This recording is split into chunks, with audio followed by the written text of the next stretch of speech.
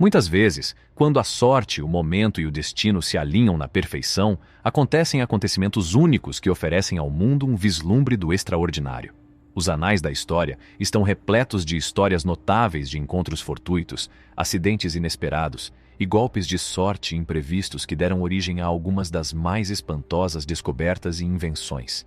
Nesta exploração, mergulhamos numa seleção de cativantes descobertas acidentais que deixaram o mundo maravilhado. A enigmática Gruta das Conchas, uma obra-prima subterrânea. A bela gruta subterrânea conhecida como Shell Grotto pode ser encontrada perto da cidade de Kent, em Margate, Inglaterra.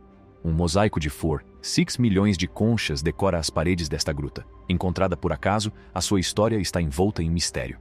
A gruta foi descoberta em várias alturas, mas a maioria das fontes concorda com o ano de 1835.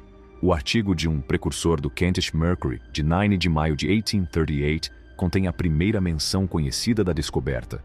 Um cavalheiro comprou recentemente Bellevue Cottage, uma residência isolada, e teve ocasião de mandar os trabalhadores escavar alguns metros. Durante este processo, o trabalho foi impedido por uma grande pedra. O cavalheiro foi imediatamente chamado ao local, onde supervisionou um exame minucioso que revelou uma extensa gruta, completamente cravejada de conchas em curiosos dispositivos, muito elaboradamente trabalhada, e que se estendia a uma distância imensa.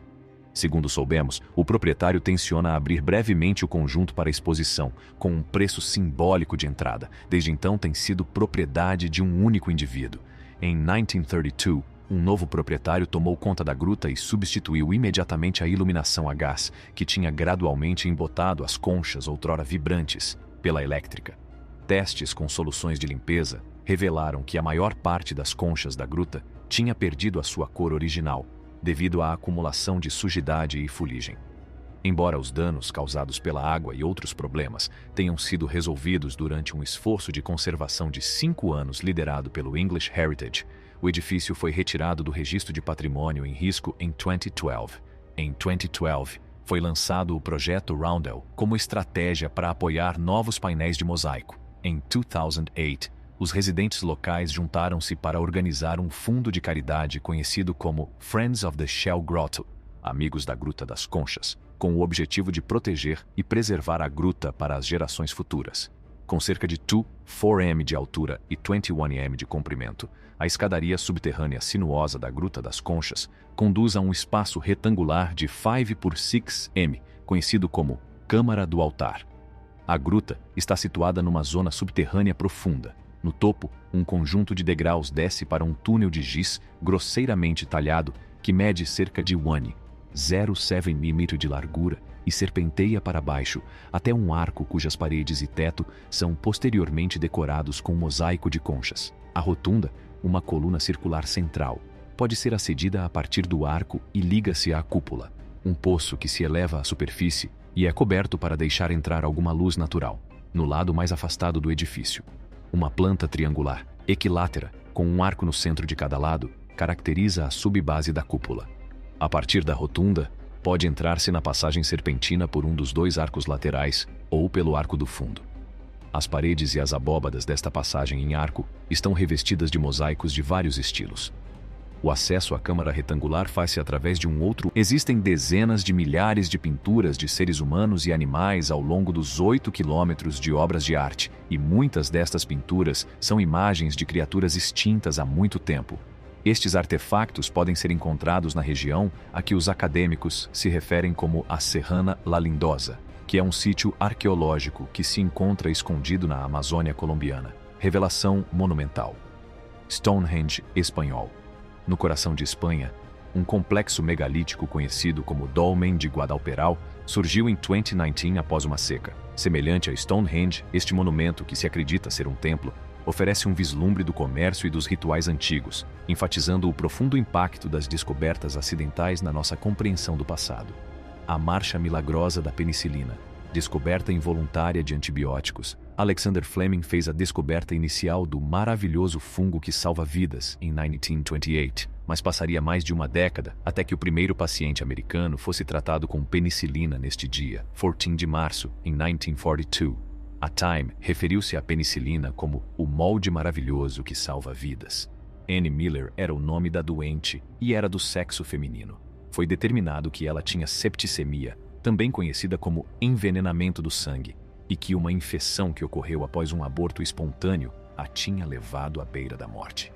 De acordo com o livro de Eric Lax, The Molding Dr. Floris Coat, The Story of the Penicillin Miracle, de Eric Lax, ela sofria de uma febre de pelo menos 103 graus durante várias semanas, e nem a cirurgia nem as transfusões de sangue tinham conseguido aliviar o seu estado.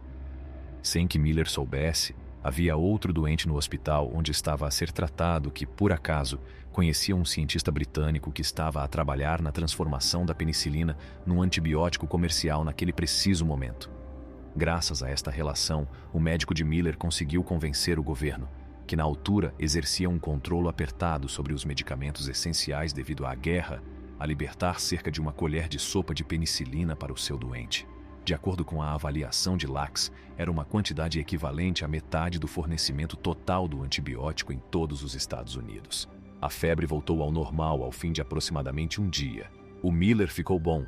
Por que é que o medicamento que já tinha sido testado no Reino Unido demorou tanto tempo a chegar aos Estados Unidos?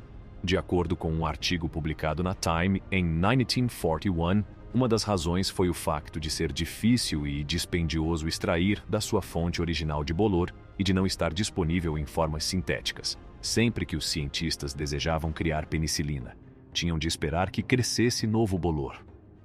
Outra razão era o facto de ser difícil e dispendioso extrair da sua fonte original de bolor. Alguns dos primeiros doentes testados em Inglaterra faleceram apesar de terem mostrado sinais de melhoria, uma vez que o medicamento não era suficiente para terminar o período de tratamento prescrito.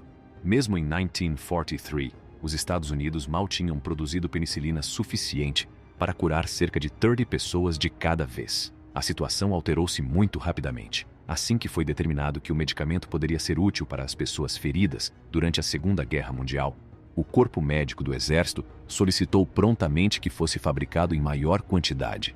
Em maio de 1944, tinham sido alcançados progressos suficientes para que as pessoas comuns pudessem finalmente ter acesso ao medicamento. A penicilina, observou a revista Time numa reportagem de capa sobre Alexander Fleming no mesmo ano, salvará mais vidas do que a guerra gasta. A doce serendipidade dos gelados. Em 1905, um rapaz chamado Frank Epperson misturou inocentemente açúcar em pó com água e deixou-o no seu alpendre durante a noite. O frio da Califórnia transformou a mistura numa guloseima congelada, dando início à criação dos gelados. A experiência acidental de Frank evoluiu para uma sobremesa adorada que tem proporcionado alegria a várias gerações. É tudo para o vídeo de hoje, voltamos já com mais. Não se esqueçam de carregar no botão gosto e subscrever o nosso canal. Obrigado por verem.